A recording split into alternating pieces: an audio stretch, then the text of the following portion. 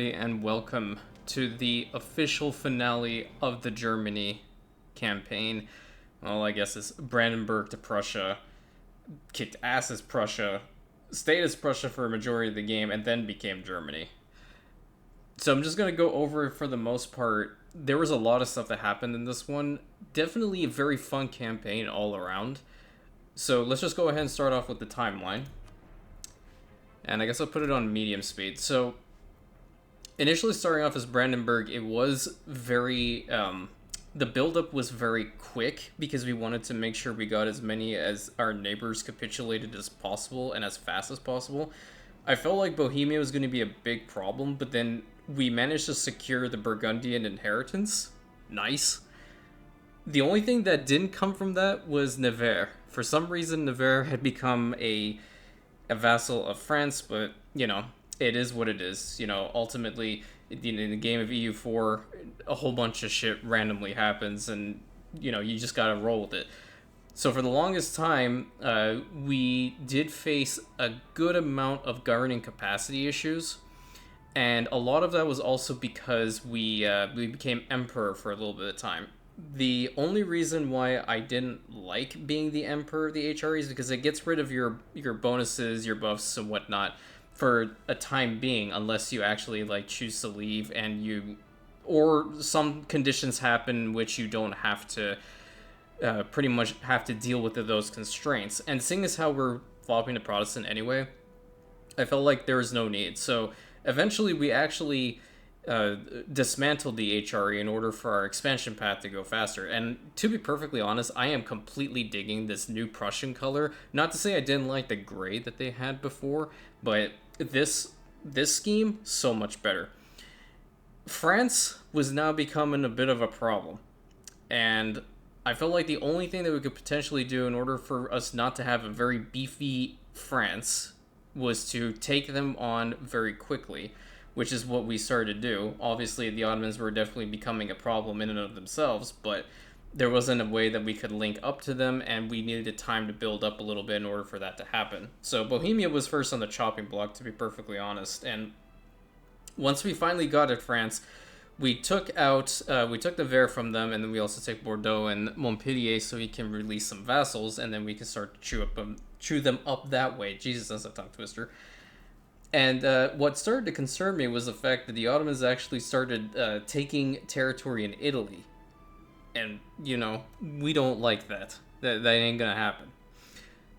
So our sights were set initially to take out the French, and we did. We took a lot of Gascony's corps and Champagne, and we just started to keep, you know, the policy of this campaign, I guess, to put it, like, summarize this whole thing, is nation ruining at its finest. Okay, because at a point, you can't contend with Prussia. Even if you, like, have this crazy-ass coalition against them, somehow you're gonna find that they're insane to deal with. Because, you know, I think the ends justify the means, considering, like, you have to form this nation. It's not the easiest thing to do. But building up and having, like, the negative debuff for the governing capacity, that really, like, hampers down on the amount of your expansion. But to be perfectly honest, I didn't give a shit at this point. I was just like, I'm going to keep fighting. I'm going to keep integrating these little guys, because you know what? You can't have a coalition if there's no one to fight you. Just putting that out there. So Austria was starting to become a little bit too beefy for my liking, and we were our allies for the longest time, and eventually that changed, especially when the Ottomans decided they wanted to take actual Austrian territory. That's when I started to get a little bit concerned. I was like, okay, if they're going to keep pushing in against Austria, who's already weak, what's going to stop them from actually coming further into German territory? So initially, I didn't really want to go at them from that direction. I was actually thinking about fighting Poland for the northern half of what they had taken from Hungary. But then I figured, you know what, I have to unify all of Germany anyway, so I might as well start chipping away at the Austrians. First war took away Vienna from them. Second one completely locked them in. And essentially, I'm hugging them. I'm hugging and protecting them to a point, along with other German territory, because if the Ottomans wanted to get through here, they'd have to go through me at this point, completely negating the fact that there could be the imperialism CB. But at this point, I fully embraced the fact that the Ottomans needed to be curtailed. They needed to have their shit kicked in for what they did to me in the Italy campaign. And as you can see, I released Greece and a couple of these Balkan minors. So this is the policy going forward from here. The Balkans were going to be liberated. The Italian holdings were going to be liberated from the Ottoman control. 100%. That is, if there was one goal for this campaign, it was going to be that. And we managed to achieve that. Constant, relentless attacks against the Ottomans to the point that it legitimately demolished them. And it was fun. Don't get me wrong. It was a lot of fun. That being said, they did try to come back from what they had lost, I guess. Because they tried to attack Bulgaria while I was trying to fight Scandinavia for territories that were up there in Lubeck. And I was like, oh, hell no, motherfucker. You are not about to do this shit to me again. So, kind of like that meme, you know, how many times do I have to keep teaching this lesson, old man? That's literally what I did to them. Over and over and over again. It was probably the most relentless campaign I've ever had against the Ottomans ever. But all in all, it was a very fun campaign, and, you know, forming Germany at the end, I didn't think I was actually going to do it. I'm not sure why the map color is a little bit wonky here, but, yeah, I didn't think it was going to happen. The Ottomans turned into revolutionary Turkey. I'm not sure why it's not showing here, but it is what it is, you know. And a final send-off by attacking Poland, Lithuania, and pretty much fully occupying them before this campaign hit its end date. So,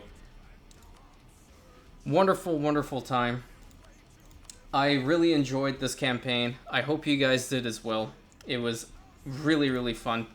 And, you know, to be perfectly honest, one of my favorites. I think we definitely came back from the travesty that was the Italian campaign. And thank you for everyone who voted in the recent poll. The next series will be starting not tomorrow. I'm sorry, not the day after tomorrow. It will be starting on, let me figure it out. So it won't be, so Sunday, Monday, Tuesday. So I believe Tuesday is when the first episode is going to come out, and you guys voted for Lord of Universalis 2. And I think the nation that I'm going to be playing in there is more than likely Gondor, because I don't know if the other ones have a mission tree, and I will take a look. If they do and they seem a little bit interesting, I will consider another nation that's not Gondor, but for now, that's what I'm thinking about going with. So, thank you so much for being here. Like, comment, subscribe, hit that bell button, share it with your friends. Have a good one.